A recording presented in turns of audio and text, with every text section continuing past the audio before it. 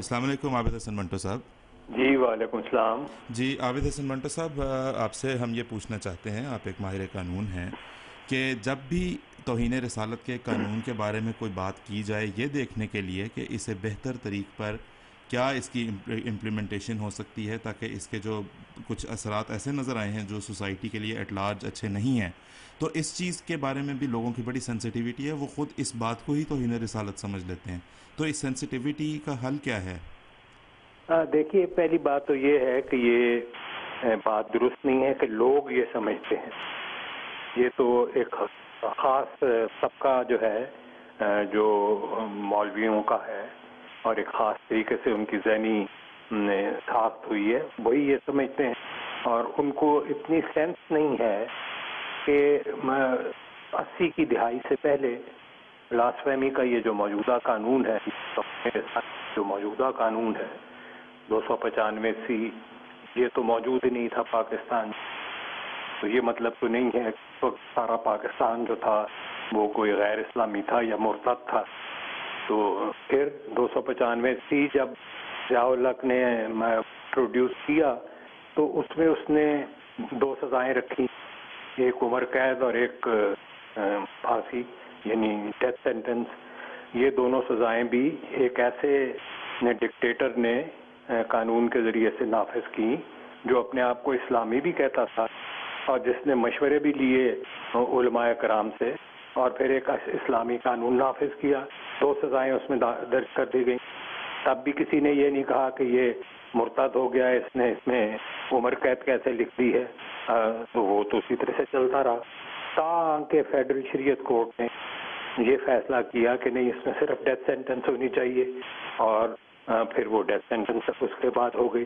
तो ये बदला है ना, कानून खुद मुख्तलिफ शक्लों में बदलता रहा है। इसलिए जिन लोगों को ये समझ नहीं है वो इस किस्म के एतराज़ात करते हैं। एक कानून है जो हमारी मुकन्नना ने या लेजिस्लेचर ने बनाया है और उसके ऊपर इम्प्रूवमेंट्स होती रही हैं जो कुछ अदालतों ने की है, या इस पर भी एक काफ़ी एक कंट्रोवर्सी है कि ये इम्प्रूवमेंट है या नहीं है, ये सज़ा इस्लाम के मुताबिक है या नहीं है। खुद उलमाए कराम के 2 हिस्से हैं, एक वो हैं जो ये कहते हैं कि ये तो ऐसे नहीं है। तो ये बातें ऐसी नहीं हैं जिनको आप इस दर्जे पे ले जाएं कि भाई इस कानून को दोबारा पढ़ा नहीं जा सकता, इसकी तशरीह नहीं की जा सकती। मंटो साहब, मैं आपसे ये भी पूछना चाहता हूँ, माजी में बहुत सी हुकूमतें आईं, बाज़ मजहबी रुझान रखती थीं, बाज़ मजहबी रुझान नहीं रखती थीं, बाज़ रोशन ख्याली के दावेदार भी आए, लेकिन कभी इस कानून को ना रिवाइज़ किया गया, ना इसके बारे में कभी कोई बात बोल्डली की गई। तो क्या what is the way out then?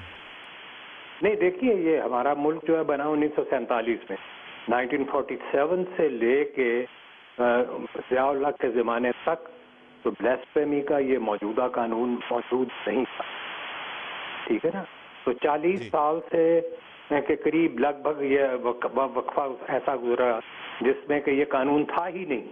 वही कानून था जो अंग्रेज़ों ने बनाया हुआ था और वो चलता था, सब लोग उसी को मान रहे थे।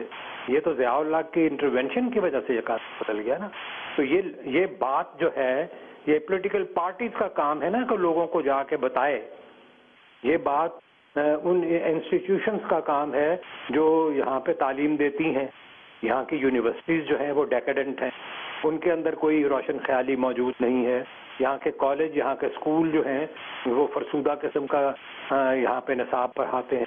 यहाँ के टीचर्स की ट्रेनिंग मौजूद नहीं है। ये सब चीज़ें जो हैं ये एक democratic political forward looking administration के नतीजे में पैदा होती है ना। तो जिस मुल्क में ये होता ही नहीं है तो उसमें तो आप फौरी तौर पर ये तवक्को तो नहीं कर सकते। लेकिन अब दिस टाइम ये उठा है तो एक बड़ी कंट्रोवर्सी इसके ऊपर पैदा हुई है ना, तो लोग इसके हक में, इसके खिलाफ ख्यालात का इजहार कर रहे हैं। यकीनन वो लोग जो कहते हैं कि नहीं इसको बदला नहीं जा सकता, वो मज़हब की ज़ुबान में चूँकि बात करते हैं इसलिए वो उनकी एक ताकत ज़्यादा महसूस होती है आम तौर पर।